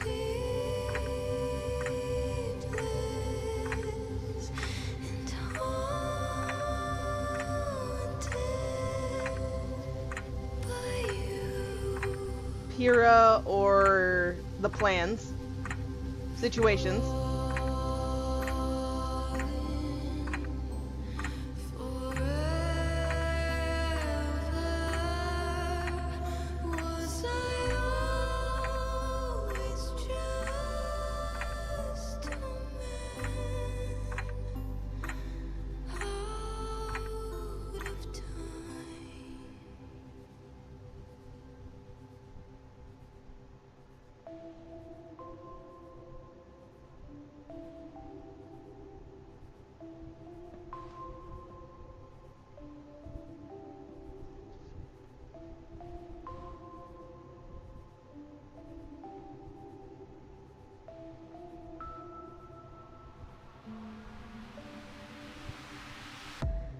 So this is what life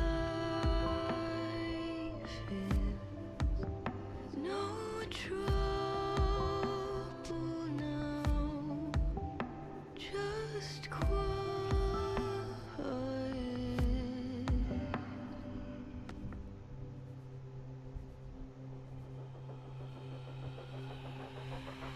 Never knew what patience was till its face stared me down.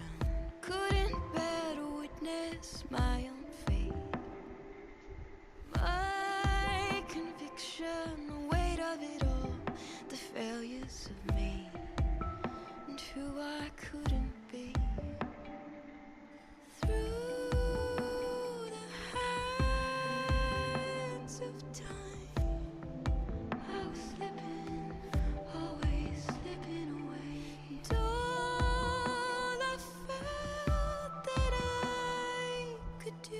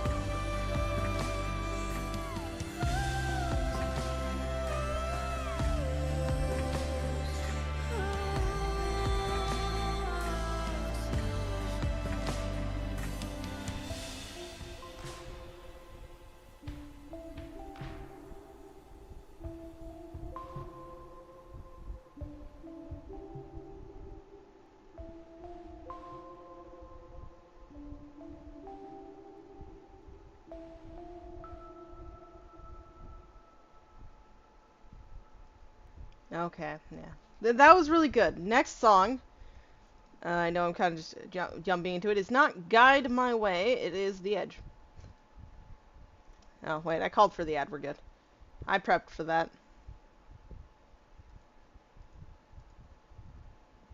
Yeah. Now then, I think, listened to this, I think, more than Inside. But it's still been a minute, so we should still all be good. I think. Uh, yeah. Let's pull up the lyrics just cause. Yeah, The Edge. And then let's get started with this in 3, 2, 1, now. Oh, it reminds me of the startup of this. That's what that last one did. It's this little opening.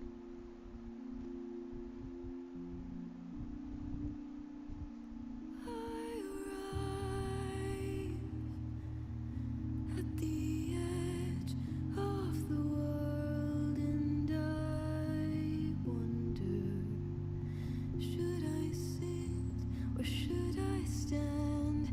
Should I kneel? What should I feel? Will I fall apart?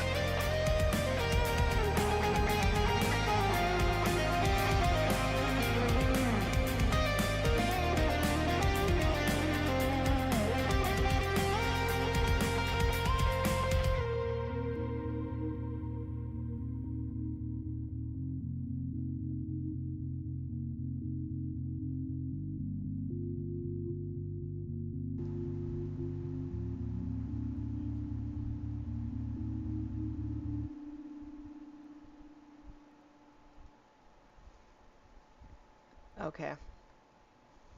Again, I'm gonna have this probably on the lyric one because I think the edge was there. Um, but okay, okay. Yeah.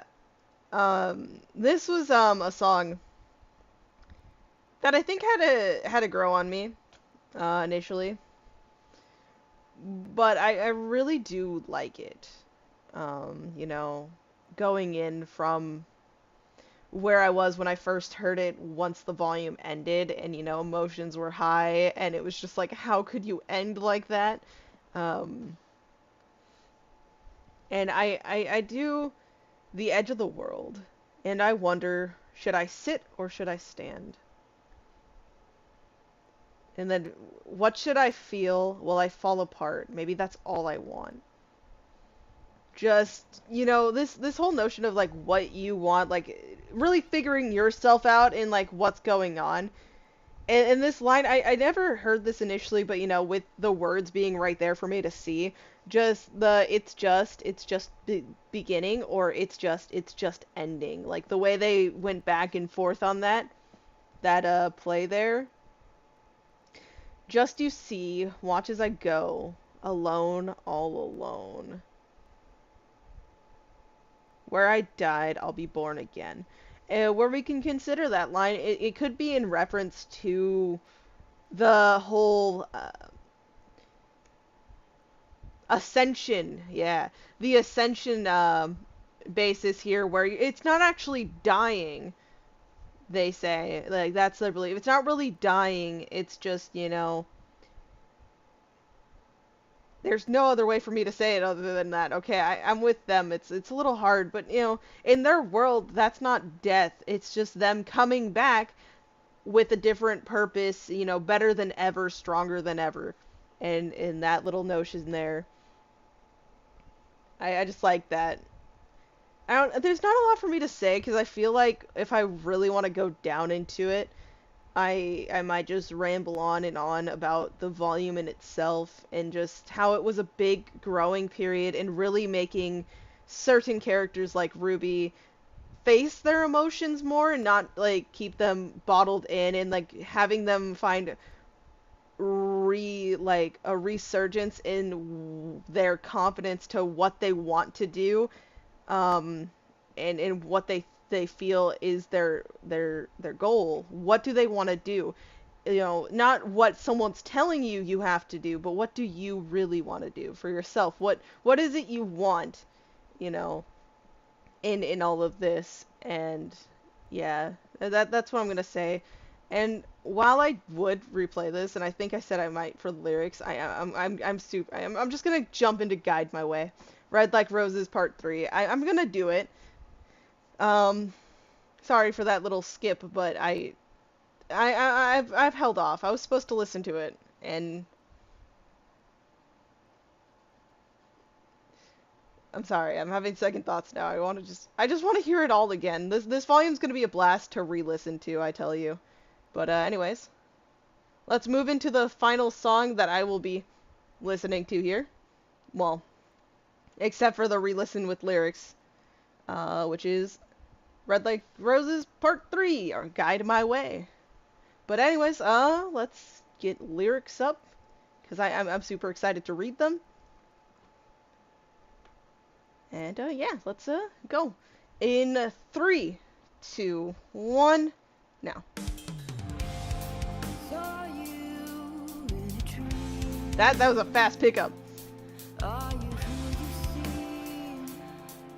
Was it always in the cards for me to be aimless? No direction, nothing pulling me down. From the sky it seems like I always get too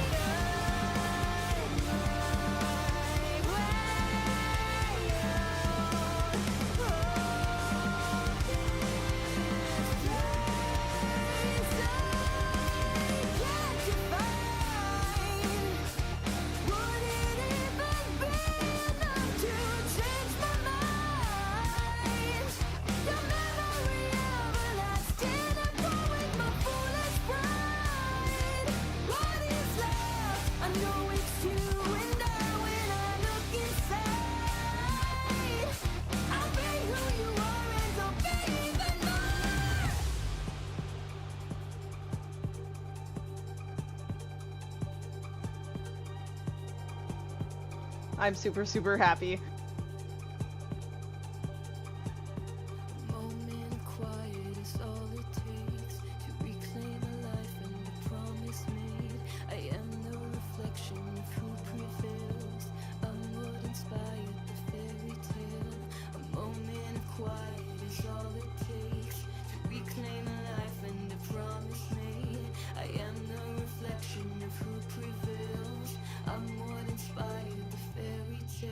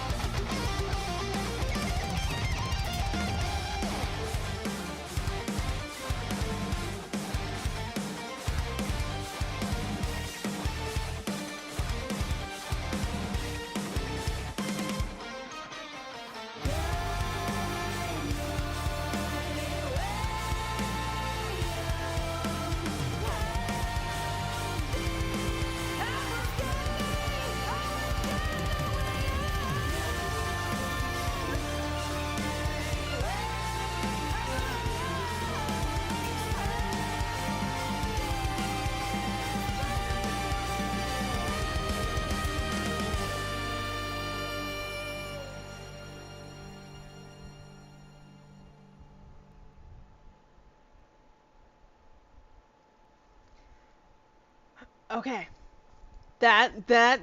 Okay.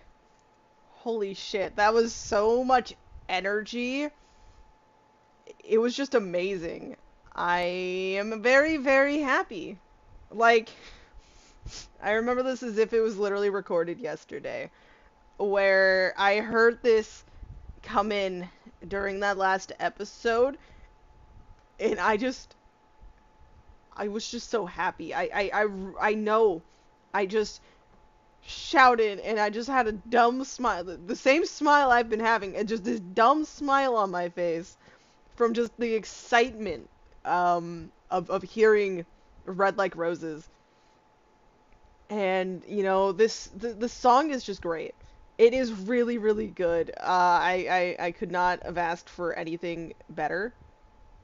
I don't think I physically could. This was great. Have I been streaming long? Holy. I am so sorry, you guys. It probably should not have taken me this long to reach the final song. But hey, we're all here to enjoy ourselves. But no, that was just amazing.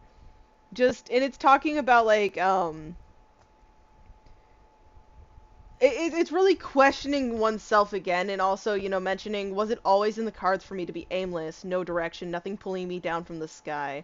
It seems like I always get too high. Oh, the air is cold, I don't know how to breathe, I'm begging. Can you guide my way out of this place?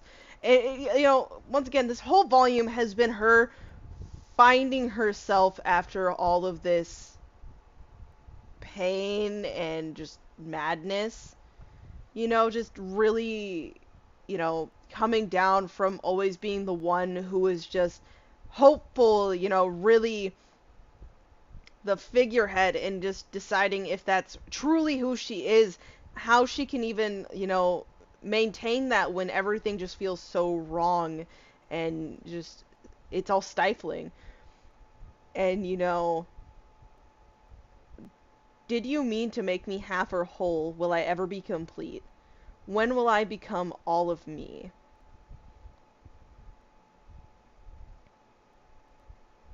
Your memory everlasting at war with my foolish pride, what is left? I know it's you, and I know it's you and I when I look inside.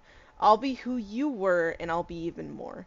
Like, looking back at her past and, you know, other things too, and, like, deciding that she wants to be that, but better. She wants to improve upon what she already was, and just, not just completely eradicate that from existence, And then the line two to be like, I'm what inspired the fairy tale at the very end too there.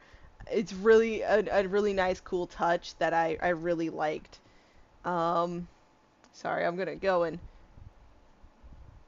just hit this and then it should pop up. Oh, there I am. And cool. But, yeah. So the ones we were gonna go over, I think I said, so the edge we could do one more time since I did skip it, but I think we'll do Guide My Way after doing, Worthy, because we want inside here. Yeah, it's gonna play. So we're gonna jump straight into it, by the way. Check them out. These videos are always great, and I love them, and it's how I actually listened to, I think all the songs previously before. Just putting that out there. But we're gonna listen to Inside for the third time, but, the main gist I'm gonna try getting from here is that, little bit where they're having a back and forth conversation. I want to see if the lyrics are here. Otherwise, I'll just once again reiterate, it did sound like there was a battle between wanting the person to slow down, stay still, so to keep them safe, but also that you can't give up. You have to keep going. But, it's just a very interesting part that I do want to reiterate. And, yeah. Let's go and look into that. I don't think I'll be blocking lyrics.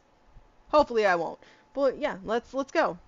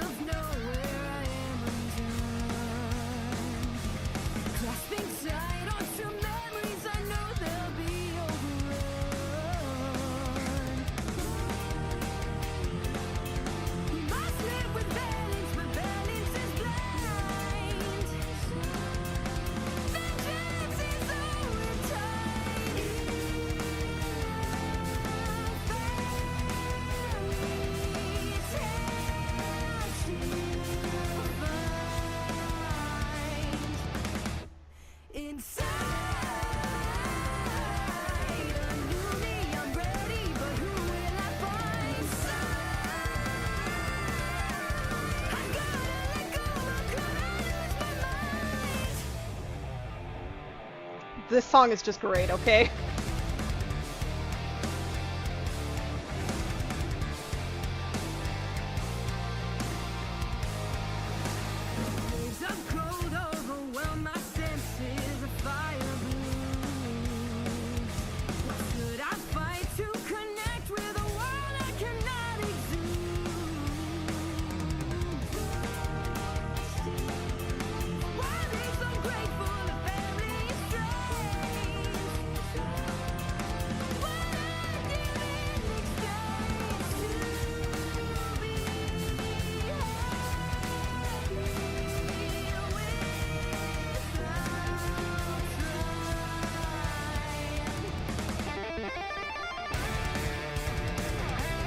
Here we go.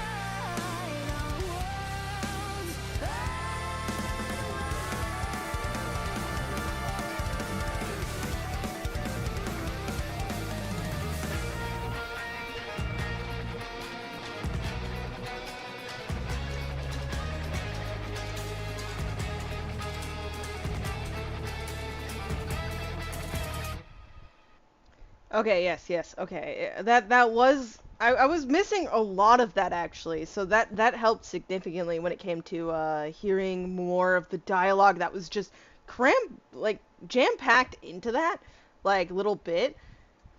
Like it was genuinely almost just them, going through not knowing which turn to take and like thinking they're heading the right way and then not really knowing. And so it's just this back and forth, and then like I said, the conversation is like if you go that way, like you'll get yourself killed. And just the real heavy concern there that something can go really wrong. Like that was a big argument. Yeah, Chatterbox. See Neo. I can see it from Neo's point of view. I don't know why, even though I swear I mentioned Neo, I think right before that song, my brain did not it did not compute it, and I'm so sorry about that. That I didn't take that little thought into consideration. But I really do want to listen to Guide My Way again. But I low key I think I'm gonna end it on, and yeah, quiet with John there and a bunny being, what is that, like supposed to be Juniper? Cause I that yeah. But we're gonna go and just listen to Worthy again, and I think I'm gonna sign off after this.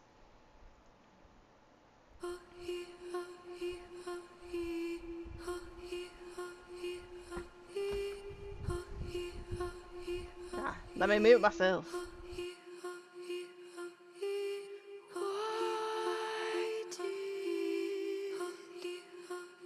Why did I come here? Was I always meant to take this shape?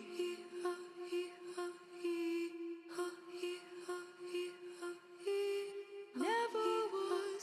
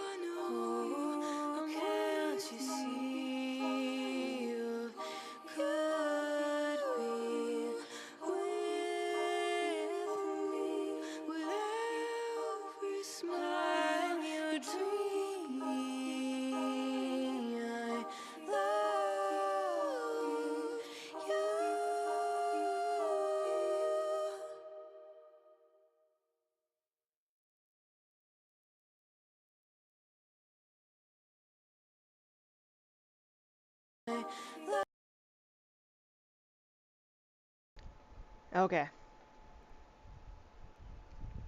Yeah. Um. Yeah. That was a good closing. As much as I really, really, really do want to listen to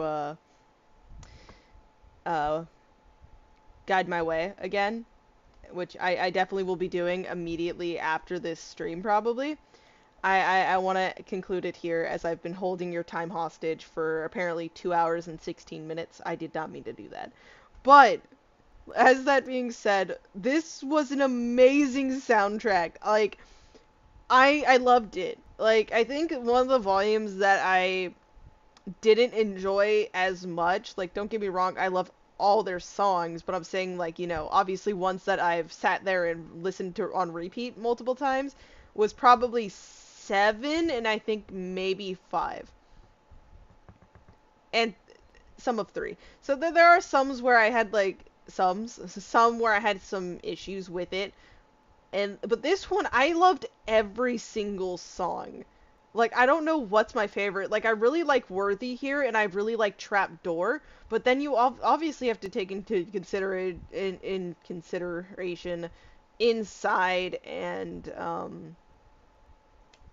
Guide My Way. Like, there's so many that I want to choose and pick from, but I don't feel like I should. So I'm gonna hold that off.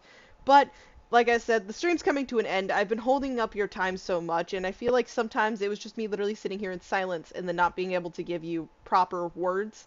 Um, I will, though, again reiterate that while I spoke about John and Ruby during Chatterbox, I do see how it would be a big Neo thing given her emotions and just unbridled rage that she goes through and experiences all throughout this volume and how she's been since, Roman's death, only fueled more on when she was working with Cinder. So it is very it does work. It does I see it 100%. So sorry about that. When you like, if you guys mention it in the comments, I see you. Don't worry. I appreciate getting called on that because my brain it slipped a little bit on mentioning her. Though I am happy with how they brought her to her closing point in Volume 9 as well. I thought it was a nice touch to do that. But again, I'm gonna get caught on a rambling note that no man can stop. So I will be signing off for now. I will see you guys in the next stream at whatever point, at whatever time for anything. Hopefully for future RWBY music. 'Cause yeah. But yeah, I will see you guys uh, in the next one. Bye bye.